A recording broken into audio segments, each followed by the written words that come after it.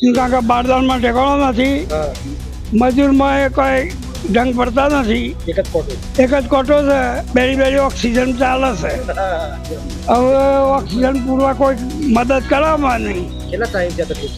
આ તો પેલા દંડથી એક ખોળા આવીને પાછો થયો, બારદાન નથી, શું કરવાનું? હું ટેકાના ભાવે જે ખરીદી જે ચાલે છે એ ભાવ પ્રમાણે હું ઘઉં વેચવા માટે આવ્યો છું.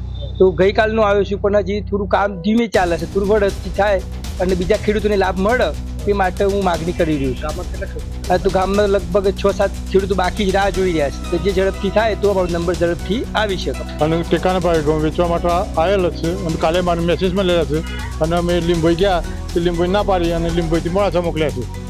તો અમારે ઝડપી લેવાય તો અમારે તો હજુ સુધી બે રહેવાનું. ગરમીમાં ઉંમર 74-75 વર્ષ થશે તો આટલી ઉંમર ક્યાં બેહવું એ પણ પ્રશ્ન છે. અત્યાર સુધીના સમયગાળા દરમિયાન 81 મેસેજ કરવામાં આવેલ છે ખેડૂતોને. તે પૈકી 32 ખેડૂતો અત્યારે અહીંયા માલ લઈને આવેલ, તેમની ખરીદી થયેલ છે.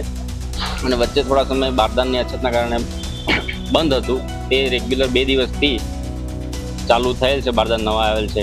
અમારી તમામ માહિતીથી અપડેટ રહેવા માટે જોડાયેલા રહો S9 ન્યૂઝ સાથે.